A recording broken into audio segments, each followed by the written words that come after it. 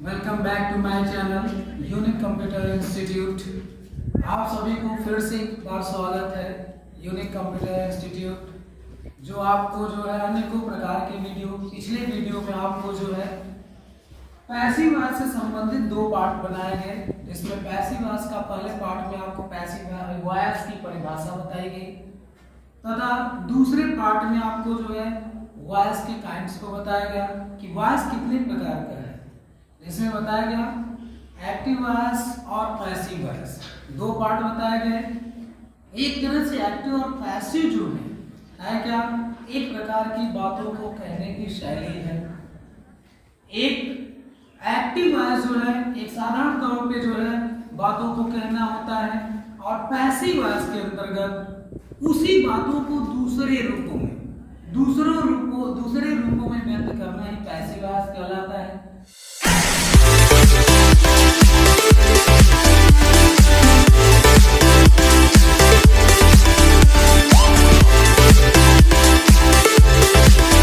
और आज का ये वीडियो पार्ट 3 आपको बताएगा general rules interchanging of active to passive, साधारण नियम एक्टिव से पैसिव बदलने के। वीडियो शुरू करने से पहले आपको फिर से एक बार इंस्ट्रक्शन दे रहे हैं कि जो भी वीडियोस यूनिक कंप्यूटर इंस्टीट्यूट के द्वारा अपलोड किए जा रहे हैं आप सभी उसको देखकर सब्सक्राइब और साथ ही साथ अपने सहयोगियों से भी वीडियो को पहुंचाएं, जिससे आप तक जो है आसानी से जो भी वीडियोस अपलोड हो रहे हैं आप तक पहुंचे। तो अब चलते हैं, देखते हैं कि जनरल रूल्स आगे किस प्रकार हम एक साधारण ट्रिक के द्वारा मैं आपको एक्टिव वॉइस का और तथा एक पैसिव वॉइस का दो मैं इंस्ट्रक्शन लिखूंगा आपके सामने और मैं उम्मीद करूंगा कि आप सभी को एकदम शॉर्ट ट्रिक में आपको आसानी से आ जाएगा। सबसे पहले एक्टिव वॉइस का मैं स्ट्रक्चर में लिख रहा हूं आपके सामने। एक्टिव वॉइस का अफर्मेटिव का कि किस प्रकार स्ट्रक्चर के द्वारा एक मामूली से छोटे से दो लाइनों का स्ट्रक्चर से आप जो है वीडियो को इस स्ट्रक्चर के माध्यम से आप जो है एक्टिव से पैसिव को आसानी से आसान तरीके से लगा सकते हैं। जैसे आपके सामने स्ट्रक्चर है, सबसे पहले एक्टिव वॉइस के अफर्मेटिव में आपको जो है सब्जेक्ट आपके सामने आता है, फिर उसके बाद आपको जो है एचवी आती है। एचवी मतलब सहायक क्रिया। उसके तत्पश्चात जो हम एक्टिव वॉइस इतना पढ़ते हैं यह टेंस का एक रूप होता है। तो एचवी के बाद हमें आपके सामने वर्ब की फर्स्ट फॉर्म, वर्ब की सेकंड फॉर्म, वर्ब की थर्ड फॉर्म, वर्ब की आईएनजी फॉर्म, वर्ब की यस या ईएस फॉर्म, ये रूप आपको जो है एक्टिव वॉइस के अंतर्गत मिलेंगे। एक्टिव वॉइस के अंतर्गत अफर्मेटिव के अंतर्गत जो है आपको सबसे पहला रूप से आपका सब्जेक्ट क्या होता है, उसके तत्पश्चात एचबी आती है, उसके तत्पश्चात हर टेंस के अकॉर्डिंग 12 टेंस आपको पढ़ाए जाते हैं क्लासेस या हर जगह आप किताबों में भी देखे होंगे। 12 टेंसेस में आपको इन्हीं वर्ब की फॉर्म्स आपके सामने मिलती है हर टेंसेस के अकॉर्डिंग। जैसे कभी वर्ब की फर्स्ट फॉर्म, तो कभी वर्ब की सेकंड फॉर्म, तो कभी वर्ब की थर्ड फॉर्म, तो कभी वर्ब में आईएनजी, तो कभी वर्ब में यस या ईएस। ये आपके फॉर्म्स आपको एक्टिव वॉइस में मिलेंगे हर टेंस के अकॉर्डिंग। उसके तत्पश्चात अंतिम चीज आती है आपकी क्या, ऑब्जेक्ट। इतना मूव्स आपको दो एक्टिव वॉइस के अंतर्गत मिलता है। अब स्ट्रक्चर बनाते हैं हम किसका, पैसिव वॉइस का। पैसिव वॉइस में क्या होता है, सबसे पहला मूव्स, इसमें आपको अन्य किताबों में भी अलग अलग तरीके से बताया गया होगा। ऑब्जेक्ट का सब्जेक्ट, सब्जेक्ट का ऑब्जेक्ट, यह रूप बदला जाता है। तो वही मूव्स यहाँ पर भी है। सबसे पहला मूव्स हमें ये ध्यान देना है कि वाक्य का ऑब्जेक्ट क्या है। कभी कभी वाक्य में ऑब्जेक्ट दो भी मिल जाते हैं, कभी एक मिलते हैं। तो ध्यान देने वाली बात है कि ऑब्जेक्ट है कौन सा वाक्य में, ये ध्यान देना है। तो सबसे पहले आपको अधिकतर वाक्य के अंत में, मैक्सिमम अधिकतर वाक्य के अंत में आपको मिलता क्या है? ऑब्जेक्ट। उस ऑब्जेक्ट को उठाकर लाकर हम क्या कर देंगे? इधर का पैसिव वॉइस का क्या बनाएंगे? सब्जेक्ट। पैसिव वॉइस का सब्जेक्ट बन गया। उसके तत्पश्चात HV, इसमें भी आपको HV लगे। अब HV जो है, जब एक्टिव वॉइस का जो सब्जेक्ट होता है उसकी HV जो है इस सब्जेक्ट के अनुसार बनता है, लेकिन पैसिव वॉइस का जो इधर का ऑब्जेक्ट आकर नया सब्जेक्ट बनता है उसके अनुसार हम क्या लगाते हैं? HV लगाते हैं। आगे इस स्ट्रक्चर के बाद आपको एग्जांपल के भी माध्यम से समझाया जाएगा, लेकिन पहले स्ट्रक्चर को कंप्लीट करते हैं। HV के बाद हम ये विशेष ध्यान देना है। क्या देना है? विशेष ध्यान देना है कि एक्टिव वॉइस में वर्ब की first form, second, third, ING form and SIS form, ये तो आपको हमेशा बदलाव होते रहेंगे हर टेंस के अकॉर्डिंग।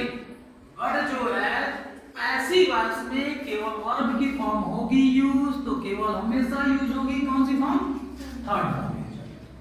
कोई बहुत बड़ा इशू नहीं है, बस हमें विशेष ध्यान देना है कि पैसिव वॉइस में इतना हमें याद रखना है कि वर्ब की कौन सी फॉर्म यूज होगी? Third form. ना तो फर्स्ट फॉर्म, ना तो सेकंड फॉर्म, ना तो आईएनजी फॉर्म, ना तो यस या ईएस फॉर्म। हमें यूज करना क्या है? वर्ब की थर्ड फॉर्म। उसके तत्पश्चात हम जो है बाई का यूज करेंगे। ये जनरली जितनी चीज बताए जा रहे हैं हर पैसिव वॉइस में 80% 80% पैसिव वॉइस में स्ट्रक्चर एक काम देगा।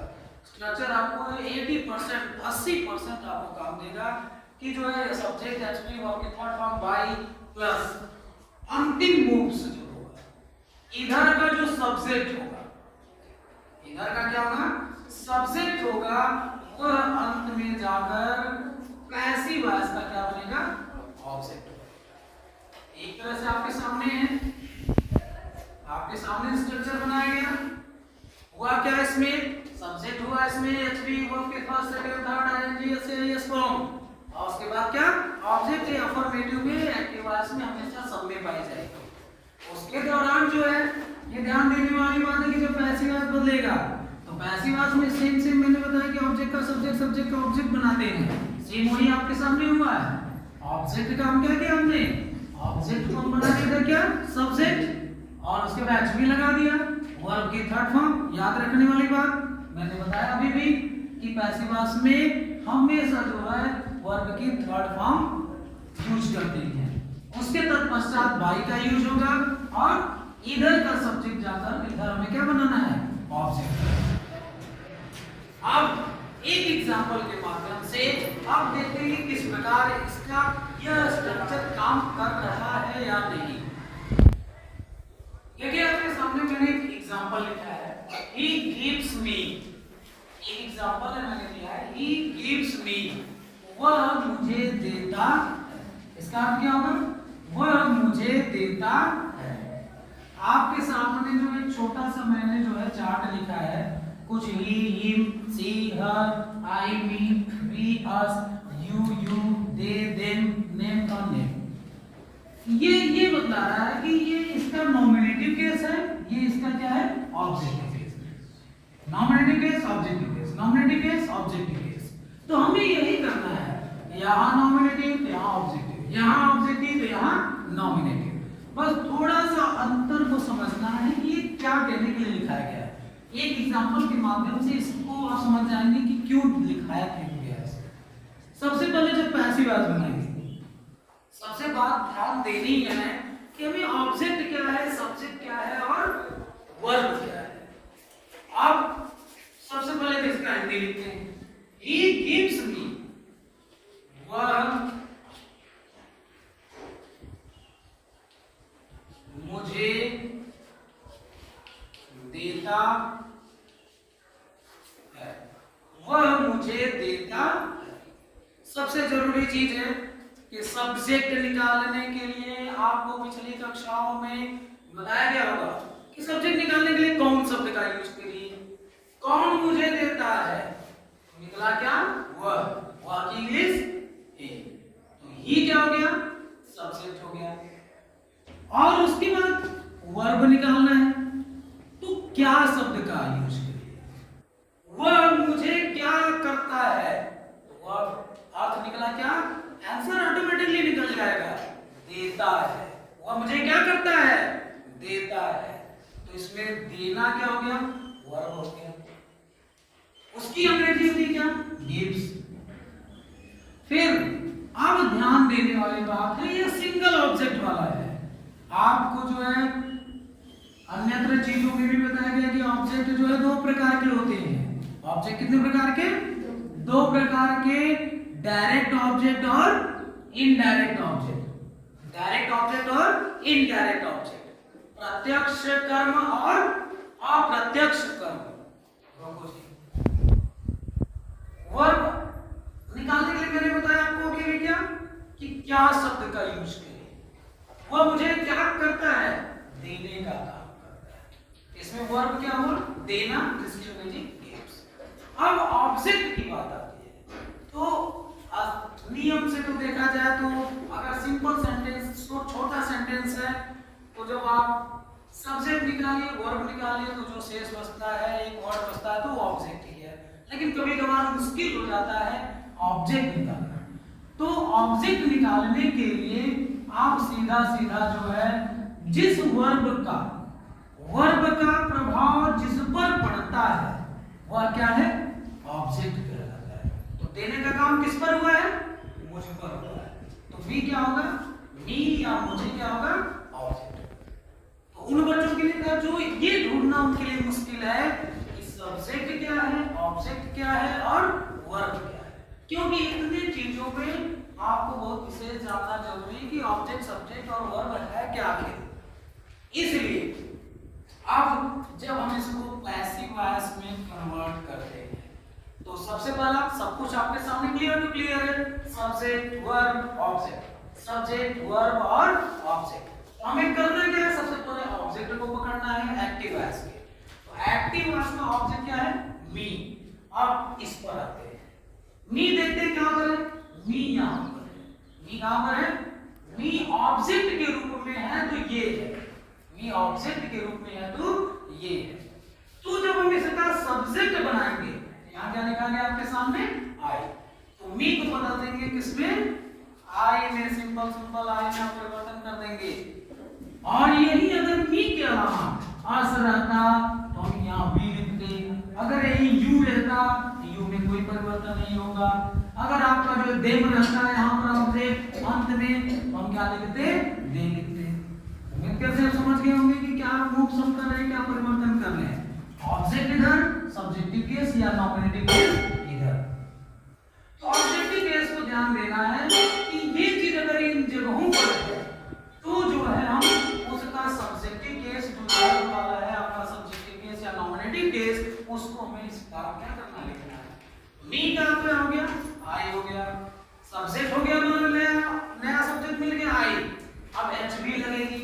आगे की वीडियो में जो भी अपलोड होंगे वीडियो, वो आगे का जो है टेंस संबंधी नियम, टेंस संबंधी नियम में जो है आपको एचबी का रूप बताया जाएगा, उसमें भी आपको शॉर्ट ट्रिक से बताया जाएगा।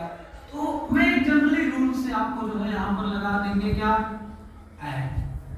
हो जाएगा क्या, आई एचबी भी हो गया। फिर उसके बाद वर्ब की थर्ड फॉर्म, सीधे जाएंगे वर्ब पर टाइप करते हैं, वर्ब है गिव, और उसका हमें लिखना क्या है, थर्ड फॉर्म। तो गिव, गेव, गिवन, गिवन उसका थर्ड फॉर्म है, यहां पर हम लगा देंगे क्या, आई एम गिवन। वर्ब की थर्ड फॉर्म के बाद तुरंत क्या लगाना है हमें, बाय का। देखिए पैसिव वॉइस का स्ट्रक्चर तो हम एकदम चल रहा है, एकदम आसानी से हमारा लग रहा है। तो हो गया क्या, गिवन के बाद बाय। अब ध्यान देना, यही दो तीन चीजें हमें विशेषता पर ध्यान देनी है। अब बाई के बाद क्या है, ऑब्जेक्ट लगाना है, और वो भी एरो बना है सब्जेक्ट, मतलब एक्टिव वॉइस का सब्जेक्ट जाकर पैसिव वॉइस का बनता क्या है, ऑब्जेक्ट। तो एक्टिव वॉइस का सब्जेक्ट हम देखे थे ही था, तो वह जाके ऑब्जेक्ट में बना था। तो यहाँ ही है, इसका ऑब्जेक्ट जाकर बनेगा क्या, ये हमारा रूप बदल गया। अब एक तरह से कह सकते हैं अर्थ जब बनेगा, अब इसका अर्थ क्या हो जाएगा, मुझे उसके द्वारा दिया जाता है। अब इसमें क्या है, वह मुझे देता है, सेम अर्थ है, लेकिन इसको दूसरे शब्दों में भी कह सकते हैं कि मुझे उसके द्वारा दिया जाता है। आपके सामने स्ट्रक्चर आपको बताया गया एक्टिव एंड पैसिव वॉइस का, सीधा सीधा आपके सामने subject and be verb first second third और आईएनजी फॉर्म ऐसे यस फॉर्म प्लस ऑब्जेक्ट। साथ ही साथ जो पैसिव वॉइस का ऑब्जेक्ट का सब्जेक्ट, सब्जेक्ट का ऑब्जेक्ट हुआ है और वर्ब की थर्ड फॉर्म बाय का यूज हुआ है स्पेशली, जो आपको हर पैसिव वॉइस में अधिकतर आपको मिलेंगे। एक छोटे से ट्रिक के माध्यम से आपको जो है आसान से आसान तरीके से बताया गया है तथा मैं उम्मीद करता हूं अगर आप इसे नोट्स भी बनाना चाहें समझने के लिए, आपके सामने है, इसे नोट्स बना सकते हैं। अब अगले वीडियो में आपको जो है टेंस संबंधी नियम के अकॉर्डिंग पढ़ाया जाएंगे तथा एक बार फिर से याद दिला दें कि जो भी वीडियोज आप देख रहे हैं उनको जरूर से जरूर अपने सभी साथियों तक पहुंचाएं, जिससे जो है आपको एक आसान से आसान ट्रिक के माध्यम से आपको वीडियो